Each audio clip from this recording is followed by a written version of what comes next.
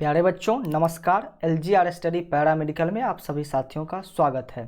प्यारे बच्चों, एडजेक्टिव का फर्स्ट क्लास आपने किया, इंट्रोडक्शन क्लास जो था वो आपने काफ़ी अच्छी तरीके से किया और ये होप है कि आप सभी बच्चे उस क्लास को अच्छी तरीके से समझे होंगे, सीखे होंगे।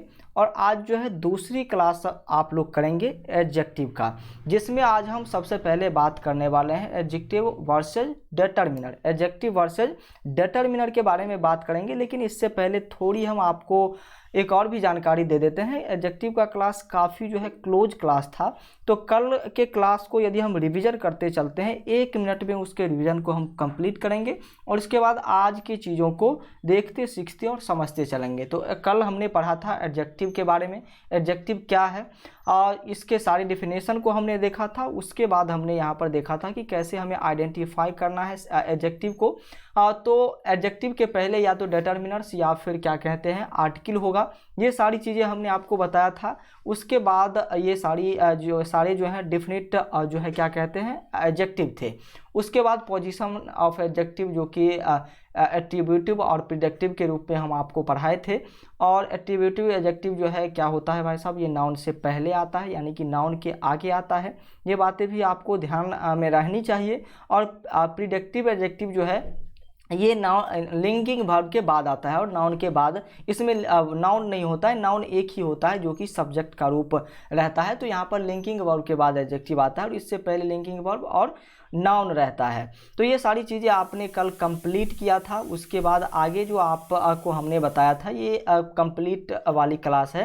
कंप्लीट क्लास होने के बाद एट्रीब्यूटिव और प्रिडिक्टिव के बारे में हमने आपको जानकारी दी थी।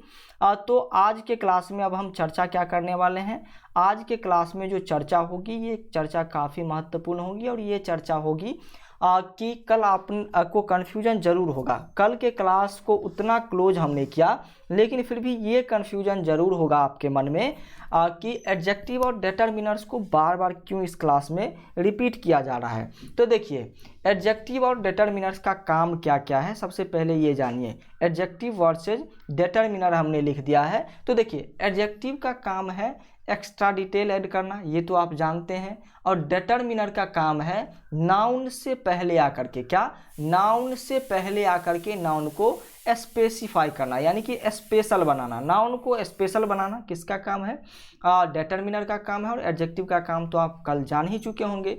किसी भी सेंटेंस में डिटरमिनर को हटाया नहीं जा सकता है। ये बातें हम कल भी आपको बताए थे कि डिटरमिनर को किसी भी सेंटेंस में यदि डिटरमिनर है तो उसको हटाया नहीं जा सकता है, लेकिन एडजेक्टिव को आप जब चाहें हटा सकते हैं।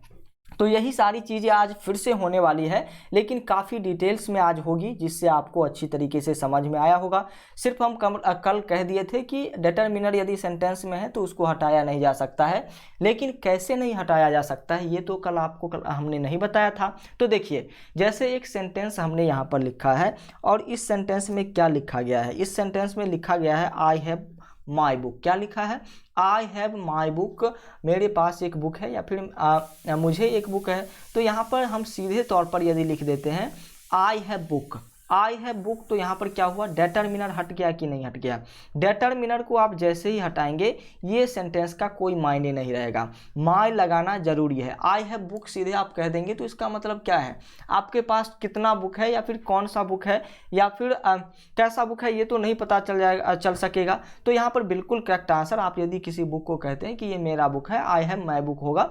तो चलिए यहाँ पर बिल्कुल जो है डिटरमिनर को आप हटा नहीं सकते हैं, सेंटेंस आपका गलत होगा। यदि माई डिटरमिनर यहाँ लगा हुआ था तो इसको हटा नहीं सकते हैं, लेकिन I have my favourite book यदि लिखा हुआ है तो इसमें एडजेक्टिव कौन है, इसमें एडजेक्टिव कौन है, इसमें एडजेक्टिव है favourite.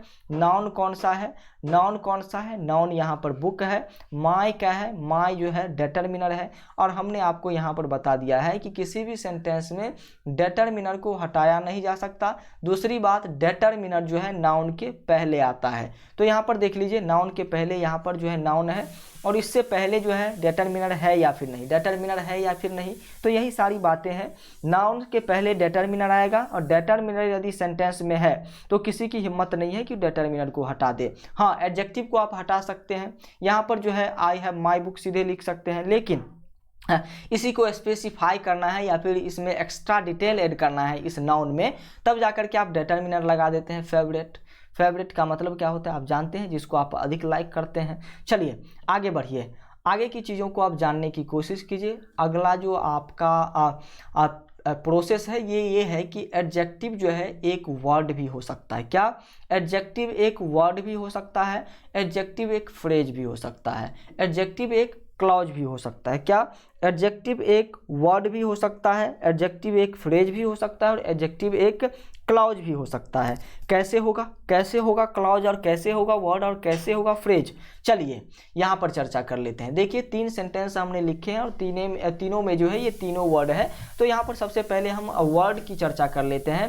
He is a rich person, he is a rich person. यहाँ पर अ क्या है? अ यहाँ पर आर्टिकल है, और यहाँ पर आर्टिकल है तो आर्टिकल को तो आप हटा नहीं सकते हैं। तो यहाँ पर he is a rich person, तो ही के लिए यहाँ पर अ लगाना जरूरी होगा। तो इसलिए डिटर्मिनर और आर्टिकल दोनों जल्दी हटाया नहीं जाएगा। कई सारे ऐसे अपवाद होते हैं, उस अपवाद के बारे में भी बात करेंगे जब वो हटता है। तो चलिए, he is a rich man, यहाँ पर ये रिच क्या है? सिंपल सा वर्ड है। ये रिच क्या है? रिच का मतलब धनी होता है और ये एक सिंपल सा वर्ड है, साथ ही साथ जो है ये फिक्स एडजेक्टिव भी है। तो चलिए यहाँ तक तो सही था। अब ये एडजेक्टिव फ्रेज कैसे बनता है? ये एडजेक्टिव फ्रेज कैसे बनता है ये देखिए।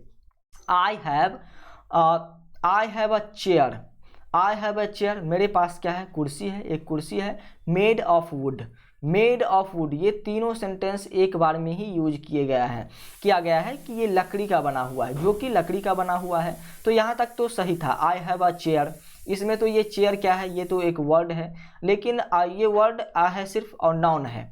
लेकिन यहाँ पर जैसे ही आप लगा देंगे मेड ऑफ वुड, लकड़ी का बना हुआ, लकड़ी का बना हुआ, इसका मतलब क्या? इसका मतलब ये तो फ्रेज हो गया ना। ये जो है एडजेक्टिव का भी काम कर रहा है, लेकिन क्या है? एडजेक्टिव का काम एक्स्ट्रा तो इस चेयर में डिटेल ऐड कर रहा है कि ये चेयर है, लेकिन चेयर किसका बना हुआ है ये बता रहा है। तो लकड़ी का बना हुआ है, तो ये क्या है? एडजेक्टिव है। और ये एडजेक्टिव किस प्रकार का एडजेक्टिव है? ये एक फ्रेज वाला एडजेक्टिव है। तो एडजेक्टिव एक फ्रेज भी हो सकता है। वहीं पर एडजेक्टिव एक क्लॉज कैसे हो सकता है? एडजेक्टिव एक क्लॉज कैसे हो सकता है ये देखिए। I know the boy, I know the boy, यहाँ पर जो है आर्टिकल भी लगा हुआ है। तो आई नो द बॉय, मैं उस बॉय को क्या करता हूँ? लड़का को जानता हूँ। किस लड़का को जानते हैं ये?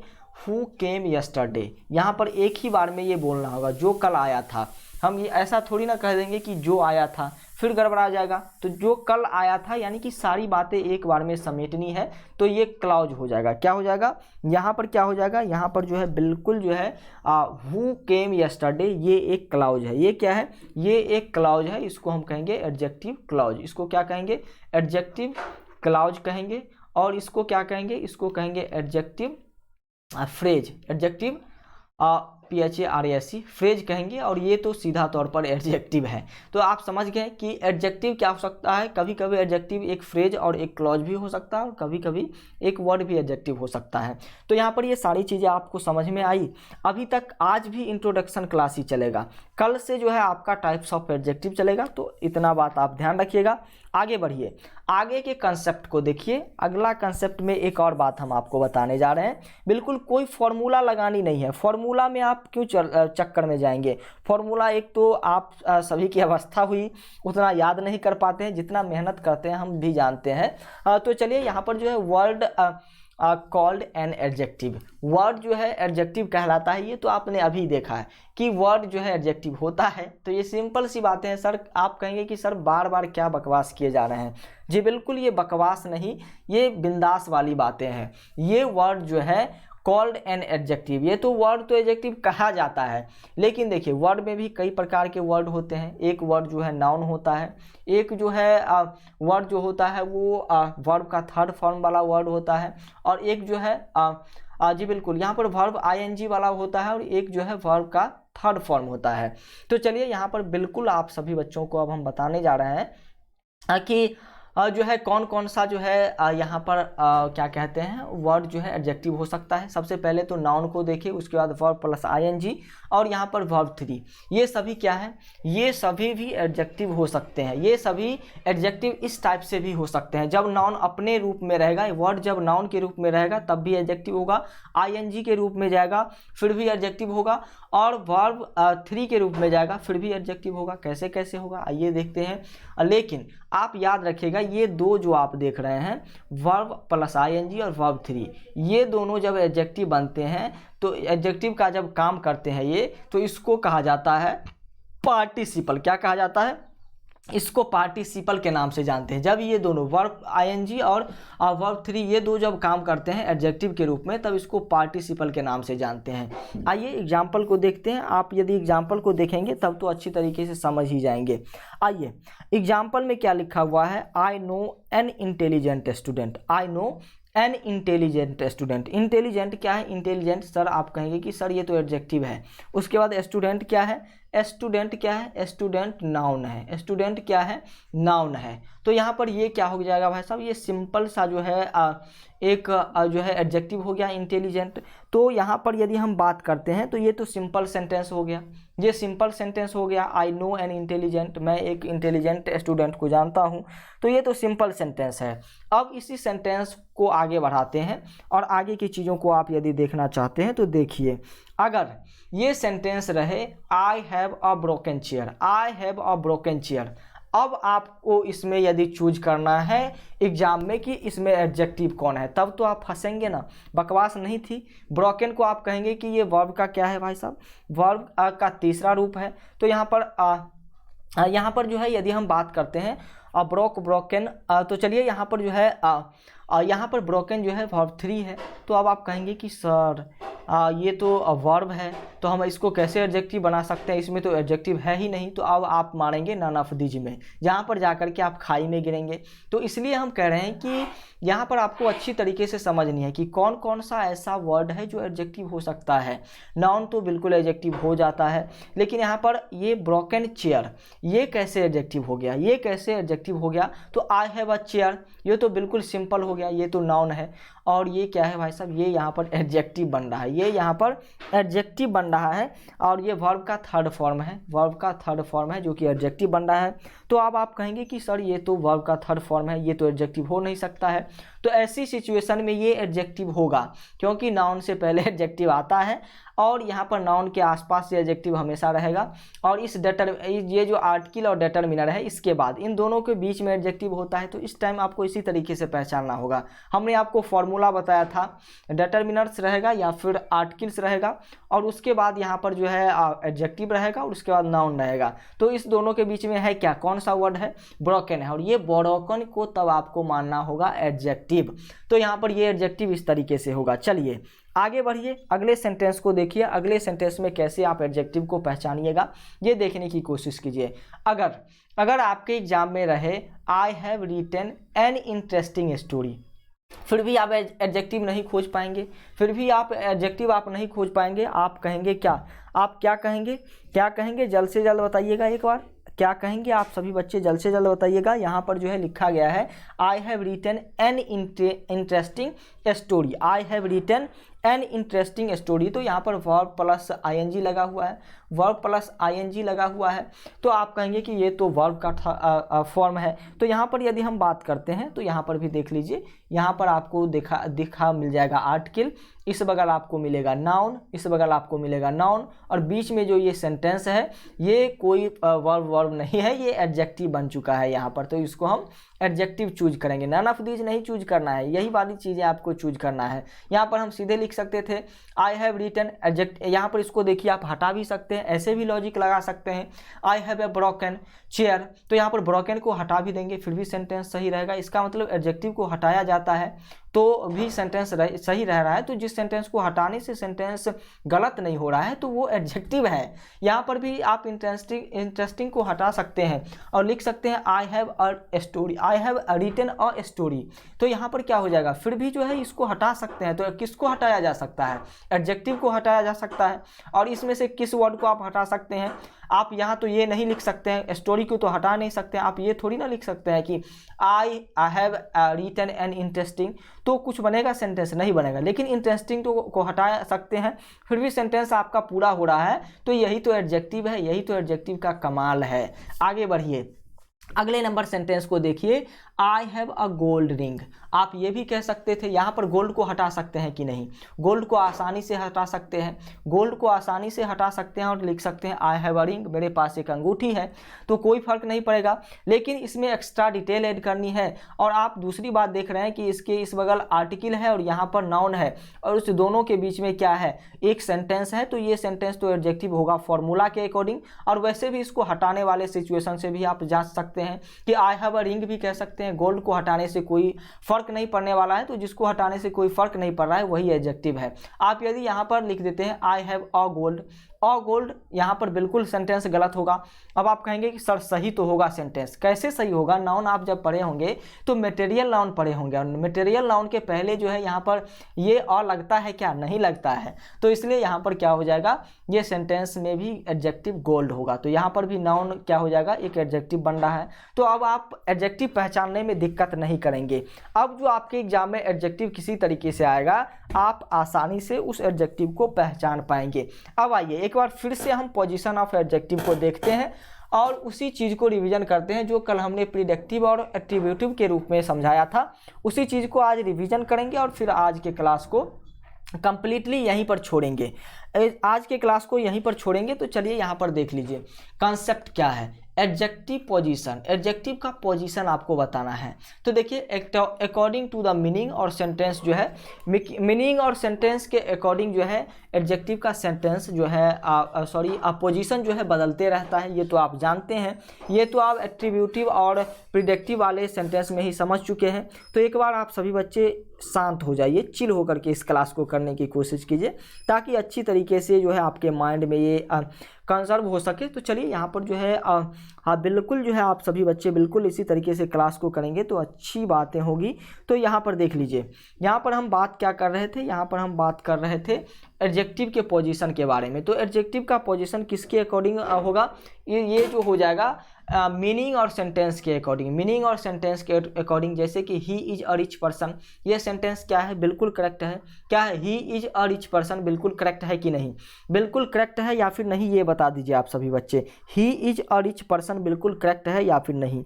वहीं पर हम यदि लिख दें कि he is he rich a person, he rich a person यदि कर देते हैं तो यहाँ पर क्या हो जाएगा? ये जो हो जाएगा बिल्कुल गलत हो जाएगा। ही रिच पर्सन कर देंगे या फिर कर देंगे कि ही रिच अ पर्सन, तो यहाँ पर लिंकिंग वर्ब तो लगा नहीं, लिंकिंग वर्ब तो लगा नहीं, तो यहाँ पर क्या हो जाएगा? ये गलत हो जाएगा। तो यहाँ पर जो है या फिर हम ये लगा सकते हैं कि this person is rich, this person is rich तो लगा सकते हैं। This person PERSON, this person is rich, is rich. यहाँ पर देख लीजिए, यहाँ पर जो है ये एडजेक्टिव कहाँ आ गया? एडजेक्टिव अपने पोजीशन के अकॉर्डिंग बदलते रहता है। यहाँ पर देख लीजिए पर्सन पहले आ चुका है, पर्सन क्या हो चुका है? पर्सन पहले आ चुका है और एडजेक्टिव बाद में। तो अपने जो है क्या कहते हैं उसको, मीनिंग और सेंटेंस के अकॉर्डिंग जो है आपका क्या होगा? बदलते रहेगा। क्या बदलते रहेगा? आपका एडजेक्टिव का जो स्थान है वो बदलते रहेगा। एडजेक्टिव का स्थान किस मीनिंग और सेंटेंस के अकॉर्डिंग बदलते रहेगा। तो चलिए ये बातें आपको यदि समझ में आई तो आगे बढ़ते हैं। तो यहाँ पर आप देख लीजिए, यहाँ पर वही वाला चीज़ है। तो ही इज अ पर्सन होगा, he is a rich person होगा, लेकिन आप यदि चाहते हैं कि इज को ही हटा दे तो फिर कोई बात नहीं, या फिर ये वाला आपका बिल्कुल गलत एग्जाम्पल है। आप इसके जगह पर ये एग्जाम्पल रख सकते हैं, this person is rich, this person is rich. यहाँ पर रिच कहाँ पर गया? रिच यहाँ पर लास्ट में गया नाउन के बाद, और यहाँ पर क्या हो जाएगा भाई साहब? यहाँ पर पर्सन जो है, पर्सन के पहले जो है रिच आया है। तो यही सारी बातें हैं, यहाँ पर जो है सेंटेंस के अकॉर्डिंग आप कर सकते हैं। अब आप देख लीजिए, यहाँ पर आप ये भी जान सकते हैं कि कौन सा एडजेक्टिव था। ये एक बार बता दीजिए, तो एक बार बता दीजिए कि ये कौन सा एडजेक्टिव था। यहाँ पर क्या लगा हुआ है? This is a rich person, this is a rich person, ये क्या है, आर्टिकल है। और इसके बाद जो है यहाँ पर नाउन है, और नाउन से पहले यहाँ पर पर्सन है। तो सबसे लास्ट में यदि क्या है, सबसे लास्ट में यदि एडजेक्टिव है तो इसको हम कहते हैं प्रीडिएक्टिव एडजेक्टिव। तो ये कौन सा एडजेक्टिव होगा, प्रीडिएक्टिव एडजेक्टिव, प्रीडिएक्टिव एडजेक्टिव होगा। चलिए आगे बढ़ते हैं, इस फॉर्मूला को देखते हैं। Article plus adjective plus noun, क्या है, article plus adjective plus noun, ये वाला फॉर्मूला यहाँ पर लग रहा है। पहले आर्टिकल लग रहा है, उसके बाद एडजेक्टिव लग रहा है, और ये नाउन। ये सारी चीज़ें तो हम आपको कंप्लीट करा दिए हैं। आगे बढ़िए, अगले नंबर सेंटेंस को देखिए। और ये सेंटेंस क्या था, ये सेंटेंस था आर्टिकल प्लस एडजेक्टिव और प्लस नाउन आएगा तो ये सेंटेंस क्या कहलाएगा, ये सेंटेंस कहलाएगा एट्रीब्यूटिव एडजेक्टिव। एट्रीब्यूटिव एडजेक्टिव का यही फॉर्मूला कल भी हम आपको बताए थे। एट्रीब्यूटिव एडजेक्टिव का फॉर्मूला यही ना बताए थे आपको। यहाँ पर हम लिख दे क्या, ATTRIBUTIVE, एट्रीब्यूटिव, एट्रीब्यूटिव एडजेक्टिव ये हो जाएगा। एट्रीब्यूटिव एडजेक्टिव का फॉर्मूला आप ध्यान रखिएगा, ये जो है किसका फॉर्मूला है, एट्रीब्यूटिव एडजेक्टिव का फॉर्मूला है। और कहीं पर भी आप article plus adjective plus noun देखेंगे और आपको चूज करना होगा कि ये कौन सा एडजेक्टिव है, तो आप आसानी से एट्रीब्यूटिव एडजेक्टिव चूज कर सकते हैं। चलिए आगे बढ़िए, आगे की चीज़ों को देखते हैं। दूसरा जो यहाँ पर फॉर्मूला था, जो कल हमने आपको बताया था, subject plus linking verb plus adjective. Subject, आज का क्लास थोड़ा डिफरेंट है, थोड़ा अधिक डिटेल में आज के क्लास को हम ले जा रहे हैं। चीज़ें वही है ताकि एक भी चीज़ आपको छूटे नहीं, कितना भी कन्फ्यूजन हो वो कन्फ्यूजन की गहराई तक हम पहुंचना चाहते हैं। तो यहाँ पर subject plus linking verb plus adjective है। तो यहाँ पर लिंकिंग वर्ब कौन है, इस जो है लिंकिंग वर्ब है। लिंकिंग वर्ब के बारे में काफ़ी अच्छी तरीके से कल के क्लास में हमने आपको बताया था। तो शायद आज जो है ये सारी चीज़ें हमें बतानी नहीं पड़ी कि लिंकिंग वर्ब क्या है। तो चलिए यहाँ पर देख लीजिए, फिलहाल जो हम क्या देखने वाले हैं इस पर चर्चा करते हैं। तो क्या है, subject plus linking verb plus adjective. Subject plus linking verb plus adjective यदि आपके सामने रहता है तब आप क्या करेंगे, तब आप क्या करेंगे, subject plus linking verb plus adjective यदि रहता है तो देख लीजिए ऐसे सेंटेंस में आपको क्या करना है। लिंकिंग वर्ब यहाँ पर है और ये रिच क्या है, he is rich, he is rich. यहाँ पर ये सही है क्या, ही इज रिच सही है या फिर गलत है बताएंगे, ही इज रिच सही है या फिर गलत है बताएंगे। यहाँ पर लगा दीजिए ही इज रिच है, उसके बाद क्या है आगे जो है ही इज क्या है, ही यू सीन हैप्पी है, the father of Karan has कम है। तो यहाँ पर यदि हम बात करते हैं तो गौर से देखिए, यहाँ पर यदि हम बात करते हैं ही इज रिच का, तो ये तो लिंकिंग वर्ब है। लिंकिंग वर्ब के बारे में हमने आपको कल ही बताया था, ही रिच लिख देंगे तो कोई बात नहीं, लेकिन यहाँ पर जैसे ही लिंकिंग वर्ब लगाएंगे आपका सेंटेंस पूरा कंप्लीट होगा। तो यहाँ पर जो हो जाएगा, क्या हो जाएगा, ये लिंकिंग वर्ब क्या करता है, एक्सप्लेन करने का काम कर रहा है, एक्सप्लेन करने का, प्लेन करने का काम कर रहा है कि उसको नॉन और प्रोनाउन को एक्सप्लेन करने का काम कौन करता है, ये लिंकिंग वर्ब करता है। तो ये सेंटेंस क्या है, subject plus linking verb plus adjective रहेगा। तो ये कौन सा एडजेक्टिव होगा, प्रीडिएक्टिव एडजेक्टिव होगा। प्रीडिएक्टिव एडजेक्टिव का ये फॉर्मूला है, याद रखिएगा,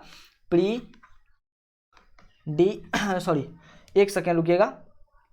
तो चलिए ये किसका फॉर्मूला है, प्रीडिएक्टिव एडजेक्टिव का फॉर्मूला है subject plus linking verb plus adjective. Subject plus linking verb plus adjective किसका फॉर्मूला है, प्रीडिएक्टिव एडजेक्टिव का है। तो चलिए यहाँ पर हम लिख देते हैं CTIVE, प्रीडिएक्टिव एडजेक्टिव, इसका ये फॉर्मूला है। तो दोनों का फॉर्मूला आप ध्यान रखिएगा, कल वैसे आगे पीछे वाले आप फैक्ट के अनुसार हम आपको बताए थे, लेकिन ये फॉर्मूला आपको याद रखनी होगी। यदि सेंटेंस में सब्जेक्ट है, लिंकिंग वर्ब है और एडजेक्टिव है तो ये कौन सा एडजेक्टिव होगा, प्रीडिएक्टिव एडजेक्टिव होगा। यहाँ पर he is rich, he is rich यहाँ पर लिंकिंग वर्ब है और ये दोनों क्या है भाई साहब, लिंकिंग और पहले है और उसके बाद एडजेक्टिव है, और यहाँ पर ही सब्जेक्ट है। तो ये सेंटेंस वैसा ही है, वही है प्रीडिएक्टिव एडजेक्टिव।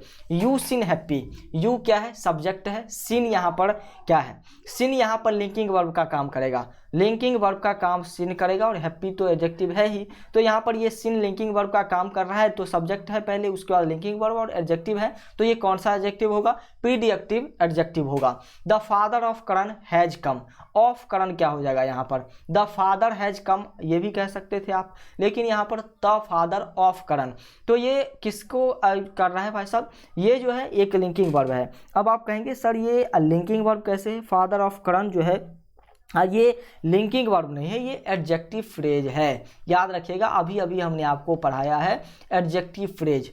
और चलिए ये क्या कर रहा है, ये भी लिंक ही कर रहा है। तो यहाँ पर बीच में यदि एडजेक्टिव फ्रेज आ जाए और इसके पहले जो है यहाँ पर क्या आ रहा है देख लीजिए आप, यहाँ पर जो है कम आ रहा है जो कि वर्ब है, और यहाँ पर क्या आ रहा है the father of Karan, the father of Karan has कम। तो ऐसे सेंटेंस यदि आपके सामने आते हैं तो फिर आप कंफ्यूज होते हैं कि इसमें कहाँ हम खोजें कि कौन एडजेक्टिव है और कौन जो है क्या है। तो ऐसे सेंटेंस काफ़ी आपको जो है डालता है किसमें, कन्फ्यूजन में डालता है। और यहाँ पर ऑफ करण जो है यही एडजेक्टिव होगा, फादर ऑफ करण। ये ऑफ करण क्या बता रहा है, पिता होने की विशेषता बतला रहा है, किसका, करण का। तो यहाँ पर बिल्कुल एडजेक्टिव यही होगा, एडजेक्टिव यही होगा, और इसको हम कहते हैं एडजेक्टिव फ्रेज, PHRASE फ्रेज, ये याद रखिएगा। तो ऐसे सेंटेंस में एडजेक्टिव खोजना आपको मुश्किल होगा। अब आइए कुछ फैक्ट्स के बारे में हम आपको बताते हैं। आप अभी तक ने आप लोगों ने पढ़ा कि वर्ब के बाद भी एडजेक्टिव आ सकता है, वर्ब के बाद क्या होता है, एडजेक्टिव आ सकता है, और यहाँ पर वही बातें जो है नहीं हुई है। तो चलिए आगे बढ़ते हैं, कभी जो उसके बारे में भी चर्चा आगे कर लेंगे। तो वर्ब के बाद भी एडजेक्टिव आ सकता है, कभी कभी नाउन नहीं, वर्ब के बाद भी एडजेक्टिव आ सकता है, ये तो आप लोगों ने जाना। उसके बाद यहाँ पर नाउन से पहले यदि एडजेक्टिव आता है तो उस एडजेक्टिव को हम क्या कहते हैं, ये भी आप लोग जान चुके हैं कि नाउन से पहले यदि एडजेक्टिव आता है तो उस एडजेक्टिव को हम एट्रीब्यूटिव एडजेक्टिव कहते हैं। तो नाउन से पहले भी एडजेक्टिव आ सकता है, वर्ब के बाद भी एडजेक्टिव आ सकता है, ये दो चीज आप लोगों ने सीखा। तीसरा, वर्ब के बाद सब्जेक्ट कंप्लीमेंट बन करके एडजेक्टिव आ सकता है। वर्ब के बाद कैसे एडजेक्टिव आ सकता है, सब्जेक्ट कंप्लीमेंट बन के, ये वाले एग्जाम्पल को भी आपको हमने दिखाया था। तो चलिए, कई बार क्या होता है, कुछ इंटरेस्टिंग पॉइंट होता है, कई बार क्या होता है, कुछ इंटरेस्टिंग पॉइंट होता है, और ये इंटरेस्टिंग पॉइंट क्या है देख लीजिए। इस इंटरेस्टिंग पॉइंट को एक बार आप सभी बच्चे यदि गौर से देखेंगे तो इस सेंटेंस को देखिए, he was a famous king. अब आप कहेंगे सर ये तो बिल्कुल सही है, तो ये हम भी कह रहे हैं कि ये बिल्कुल सही है, लेकिन यदि हम लिख देते हैं he was a king famous तो ये तो गलत हो जाएगा, ये अभी गलत है, आगे जाकर के देखिए ये सही होगा। देखिए अगर ऐसा रहे सेंटेंस में, he was a famous king for his justice, तो अब जाकर के ये क्या हो रहा है, he was a king famous तो गलत था, लेकिन he was a famous king तो सही था, he was a famous king तो सही था, लेकिन यहाँ पर ये भी गलत है। यहाँ पर देख लीजिए, he was a famous king for his justice, ये गलत है, ये गलत है। अब आप कहेंगे कि सर ये कैसे गलत हो गया, ये कैसे गलत हो गया। देखिए किंग है, किंग कैसा है, किंग कैसा है, फेमस है, अपने जस्टिस के लिए फेमस है, क्या, अपने जस्टिस के लिए फेमस है। और अपने जस्टिस के लिए यदि किंग फेमस है तो इसके लिए क्या लगेगा, ये देख लीजिए। यहाँ पर जो सेंटेंस लगने वाला है, ये सेंटेंस क्या लगेगा, एक बार देख लीजिए। ये ओवरऑल फेमस नहीं है, ओवरऑल क्या है, ये फेमस नहीं है, अपने जस्टिस के लिए फेमस है, अपने न्याय के लिए फेमस है। तो इसलिए यहाँ पर लगाना क्या होगा, जल्द से जल्द देख लीजिए, ही वॉज अ किंग, सबसे पहले यहाँ पर लगाना होगा, एक किंग था, तो हम यहाँ पर लिखेंगे he was a king.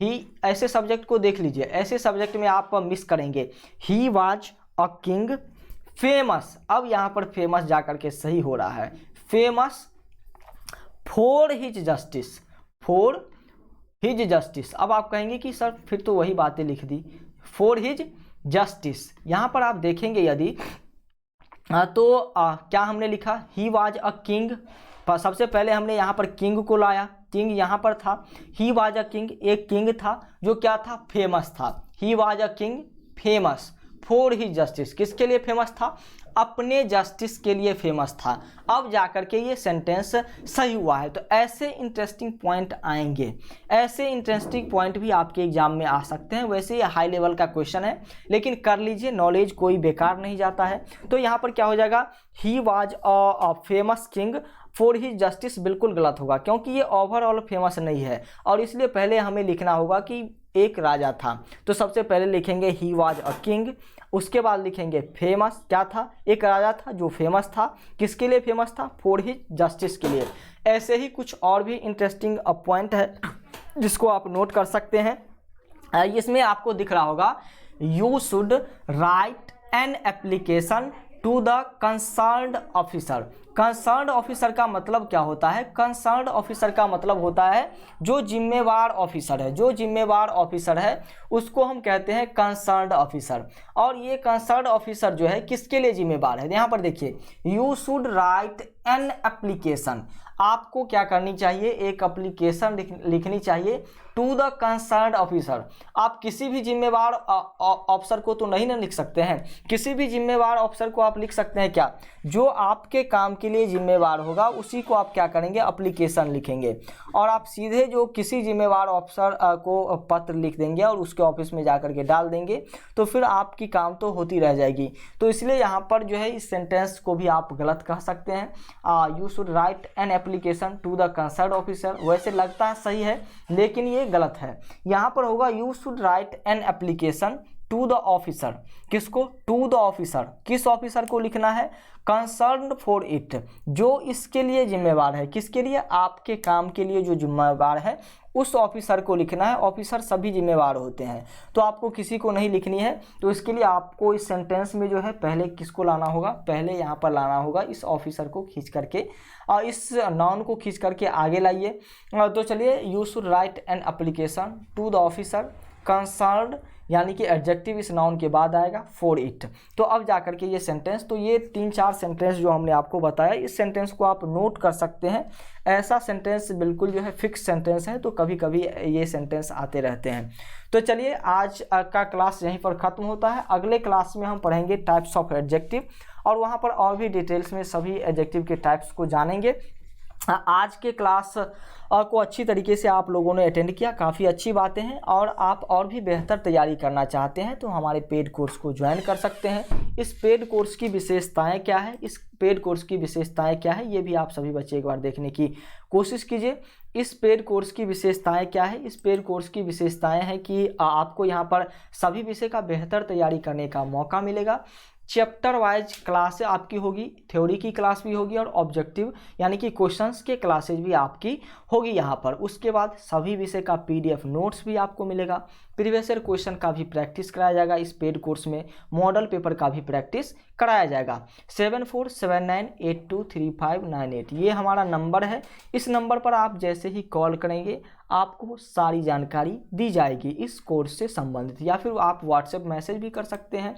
Paramedical entrance exam में जो सब्जेक्ट से क्वेश्चन आते हैं उसमें फिजिक्स, केमिस्ट्री, मैथ से क्वेश्चन आते हैं, बायो से भी क्वेश्चन आते हैं, और जीके, हिंदी और इंग्लिश से भी आपके एग्जाम में क्वेश्चन आते हैं। तो इन सभी को आपको कंप्लीट करनी है अच्छी तरीके से। तो पेड कोर्स में ये सारी चीज़ें संभव है। फुल्ली सिलेबस आपकी कंप्लीट होगी बिना किसी कोचिंग और अदर क्लास की। इससे बाहर कुछ होने वाला नहीं है आपके एंट्रेंस एग्जाम में। तो बिना किसी कोचिंग और अदर क्लास के इसको आप करना चाहते हैं तो कर सकते हैं। कोर्स फी जो है मात्र 599 रुपया है। मात्र 599 रुपया कोर्स फी है। इसको आप इनरोल कर सकते हैं। इनरोल करने के लिए आपको करनी क्या है? इनरोल करने के लिए आपको सबसे पहले एप्लीकेशन ज्वाइन करना होगा। जिस क्लास एप्लीकेशन पर क्लास चलता है तो आप प्ले स्टोर पर जाएंगे और सर्च करेंगे LGR स्टडी। आपके सामने 2 एप्लीकेशंस आएंगे। एक एप्लीकेशन जो है व्हाइट लोगो में होगा और एक रेड लोगो में होगा। रेड लोगो वाले एप्लीकेशन को आप क्लास ज्वाइन करने के लिए इंस्टॉल कीजिएगा। उसके बाद रजिस्टर पर क्लिक कीजिएगा। आगे लॉगिन पर कुछ नहीं करना है, रजिस्टर पर आपको क्लिक करनी है। रजिस्टर पर जैसे ही क्लिक कीजिएगा इस प्रकार का इंटरफेस आएगा। सारी डिटेल्स आप भर देंगे और टर्म कंडीशन एग्री कर देंगे। यहाँ पर रजिस्टर कर देंगे।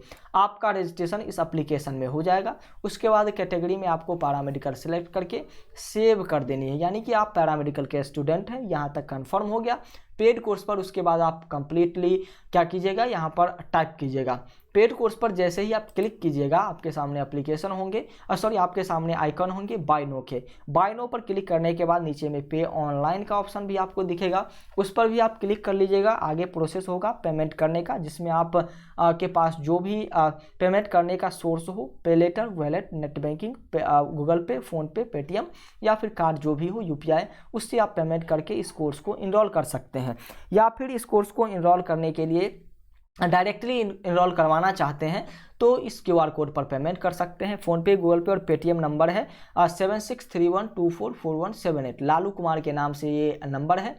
तो इस पर भी आप पेमेंट करके हमें जो है व्हाट्सएप पर कॉल या फिर मैसेज कीजिएगा 7479823598। ये हमारा हेल्पलाइन नंबर है, इस पर कॉल कीजिएगा, आपको यहाँ से सारी चीज़ें कर दी जाएंगी।